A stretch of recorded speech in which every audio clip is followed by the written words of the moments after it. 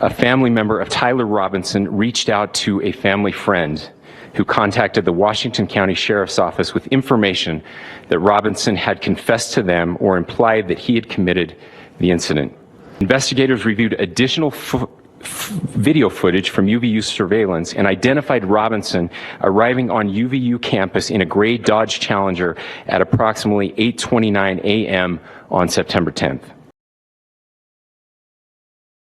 in which he is observed on video in a plain maroon t-shirt, light-colored shorts, a black hat with a white logo, and light-colored shoes.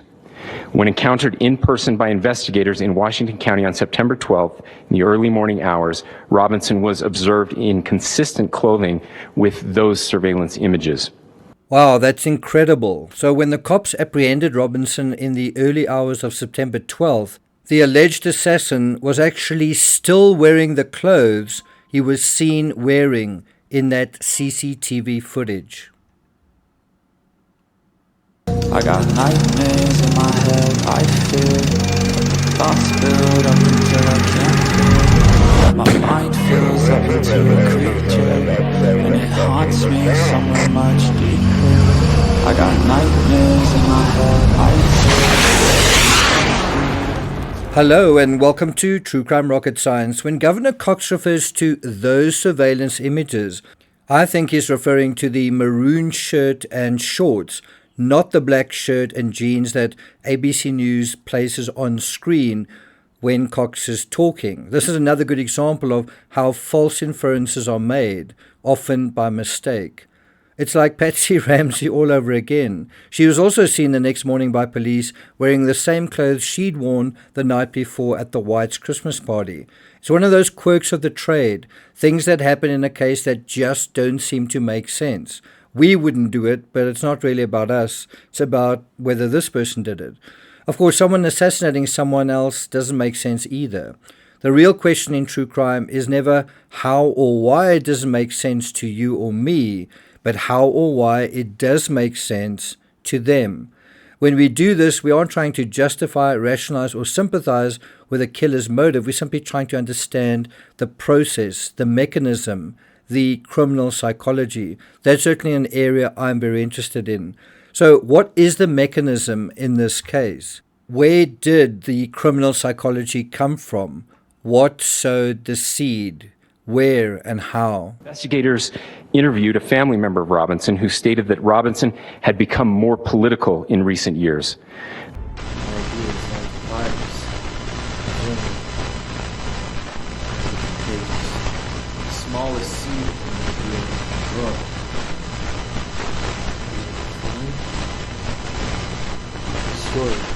In this analysis, I want to talk about the idea, the mechanism really, of online radicalization.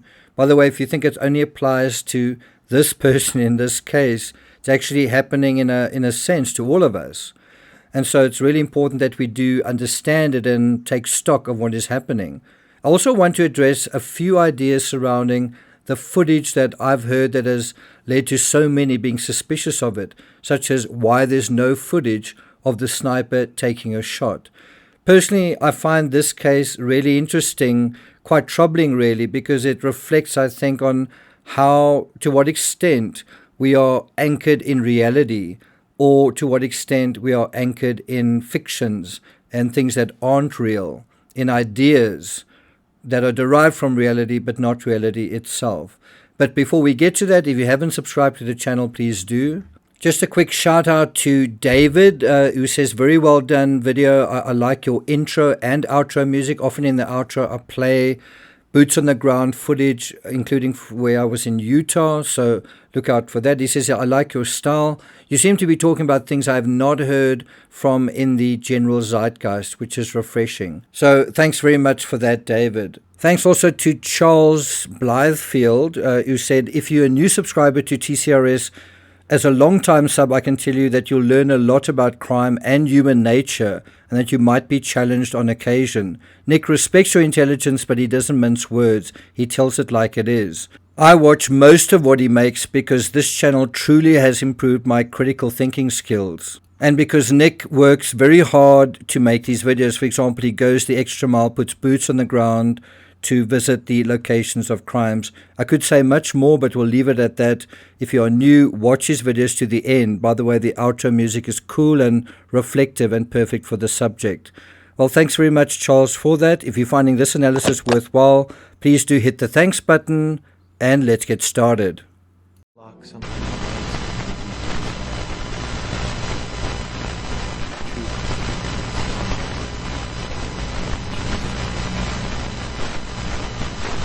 That's from the movie Inception, a very powerful film about reality and being in a dream world. And the truth that she had chosen to forget was that her world was a dream and death was the only way to escape it. And think about those words in the context of this case, that the only way to escape the issues that Tyler Robinson felt that he was facing was through death, in this case someone else's death. That's the dream, essentially the nightmare, that's the idea that took seed in his mind, in his heart, in his psychology. An idea is not the virus. It's one thing to know this intellectually, but how does the process actually work? How does this actually happen practically? Well, let's try to connect the dots. Toxic politics includes character assassination. That's where it starts. Allowed to metastasize, which is what is happening in the sewers of social media, and it morphs into what we have now, actual assassinations. Starts with character assassination, ends with actual assassinations. According to CNN, the nearly undetectable threat of snipers has security professionals sounding the alarm as age-old tactics of assassination become the tool of choice for modern killers, often fueled by ubiquitous streams of online hate. I do think that, you talk about age-old tactics of assassination. This is what was done in ancient history. Think about Caesar. Caesar was stabbed by Brutus, et tu, Brute, 2,000 years ago. And it does feel like we are regressing in terms of our civilization. Why? Well, because the algorithm really grabs us at the roots of ourselves, our tribalism. And that tribalism is what ruled civilization a long time ago. In a way, prevented civilization from manifesting. According to CNN, snipers have been a potential threat for centuries. That's absolutely true. But security experts say that the current toxic United States political climate, coupled with the threat of rapid online radicalization and easy access to guns, requires an especially urgent adjustment to an emerging form of deadly violence. Now, I have actually visited Rome and Greece as well, and there's a lot of assassinations in Greek history and Roman history. And you can imagine how that basically prevents civilization from getting its start.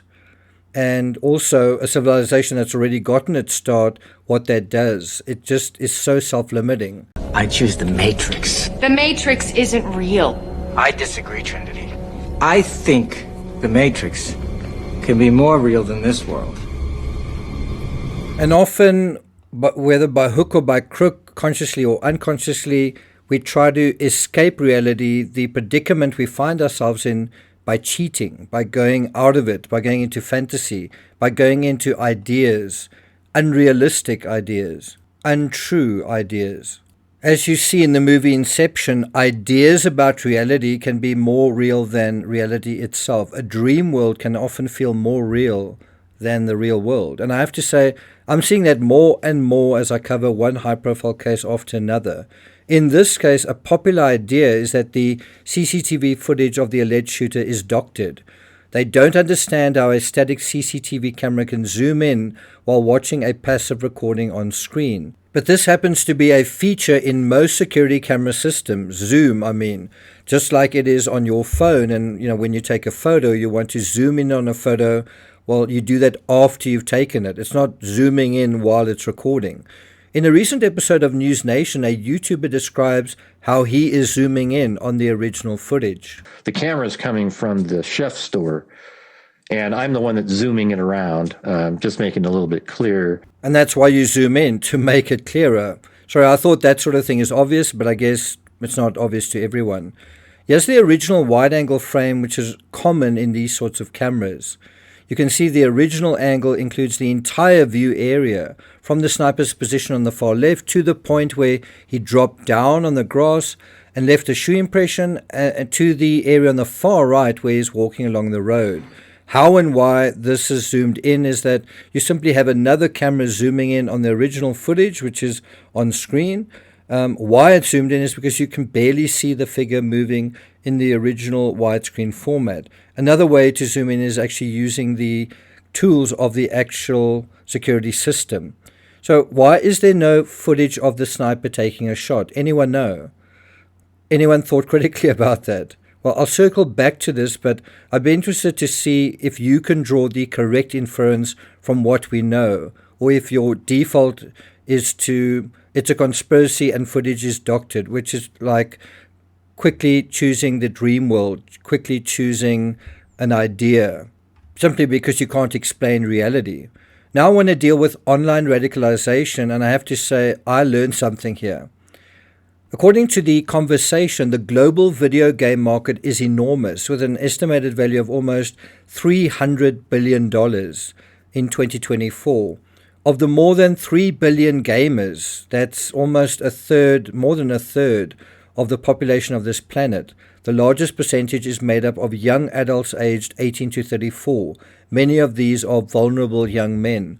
18 to 22-year-old men are vulnerable because why? Well, they are still finding out who they are. They're still becoming who they are. They're still testing out beliefs and ideas about who they are and how the world works. And often this is a period when men can either gain or feel that they are losing agency. Think about Charlie Kirk gaining agency. Think about Charlie Kirk gaining agency and giving some of that to the president, allowing him to gain agency. And win the election. Huge real-world crowds attending Kirk's campaigns. These were only eclipsed by crowds online numbering in the millions. And think about a male who loses his scholarship, falls out of favor with his family. Meanwhile, an idea starts brewing in his mind, an idea born in the arena of sniper-themed video games. And what is behind all of this? It's a young male who is losing his agency and is trying to get it back. Now, according to The Conversation, the extremist activists have long recognized this group as a demographic ripe for radicalization. I covered that with the Boston Bombers in a book that I wrote called Slaughter. These groups have produced ethno-nationalist themed games in which players defend the white race against Islamists, immigrants, LGBTQ, Jews, and more. But the interesting insight here isn't that the game itself is the inspiration. According to The Conversation, for many, the Kirk shooting has resurfaced the perennial question about the link or lack thereof between playing violent video games and real-world violence.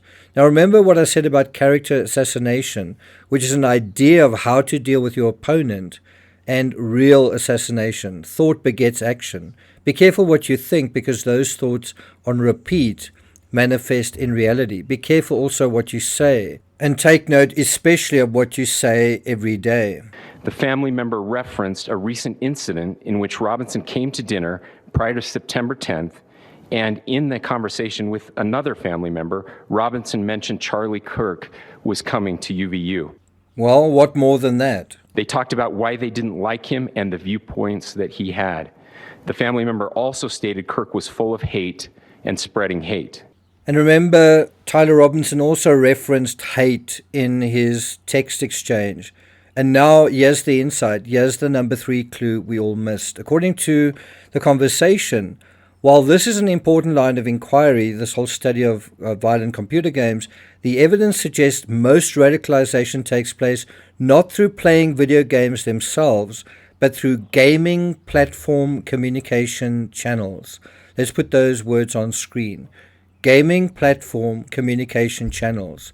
So it's not the game itself, but it's the game platform, and in theory also just communication channels associated with gaming channels. In other words, it's the chatter around these games. What a mind you have. What happens when you get caught up in these games and in these scenarios, that are on repeat? What happens?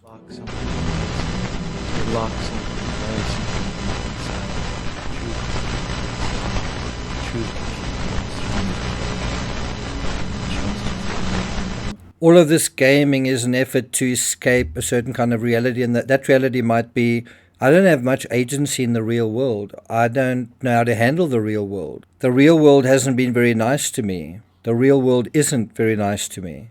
According to The Conversation, in 2020, my colleagues and I studied an extraordinary data dump of more than 9 million posts from the gaming platform Steam, which I've actually used to understand this process. We found evidence of radicalization occurring through communication channels such as team voice channels. Here, players establish connections with one another and can leverage these connections for political recruitment. The radicalization of vulnerable users is not instantaneous. Once extremists have connected with potential targets, they invite them into other platforms such as Discord or private chat rooms. These spaces allow for meme and image sharing as well as ongoing voice and video conversations. Skillful recruiters will play to a target's specific grievances. These may be personal, psychosexual, such as being unable to gain love or approval, or else otherwise related to divisive issues such as employment, housing, or gender roles. Now, I must say, I see the same thing happening on YouTube. Here, the recruiters are content creators often who aren't trying to tell the truth. They're trying to sucker you into watching their video by both figuring out who you are, what you want to hear, and then just coming up with an angle that meets those expectations. According to The Conversation, the recruit is initiated into a fast-changing set of cynical in-jokes and in-group terms. These may include mocking self-designations such as the Pepe the Frog meme used by the far-right to ironically embrace their ugly political incorrectness. They also use derogatory terms for enemies such as woke, social justice warriors, soy boys, fascists, and cultural Marxists. In the same way, you can have online radicalization just online, on any platform. According to The Conversation, gradually the new recruit becomes accustomed to the casual denigration and dehumanization of the enemies. Social isolation and mental illness are some of the factors online extremists use to exploit when luring vulnerable individuals. Of course, what we're dealing with here isn't somebody else recruiting and someone else radicalizing. It's someone who's radicalizing themselves. There's something in an environment where there's a lot of this dehumanization taking place, denigration taking place. And of course, it's in an atmosphere of denigration. The other side is also denigrating. The other side is also dehumanizing. I mean, from the perpetrator's perspective. According to The Conversation, ultimately, in an increasingly online world, the best way to keep young people safe from online radicalization is what? Well, to keep having constructive offline conversations, for people to meet in the real world, have coffee, face-to-face, and do things away from the keyboard. What else can you do offline that's enjoyable? Well, walk your dog, exercise, travel, cook, well, whatever blows your hair back. Meanwhile, what is missing in this analysis is a good analysis, but there's a vital thing missing from it.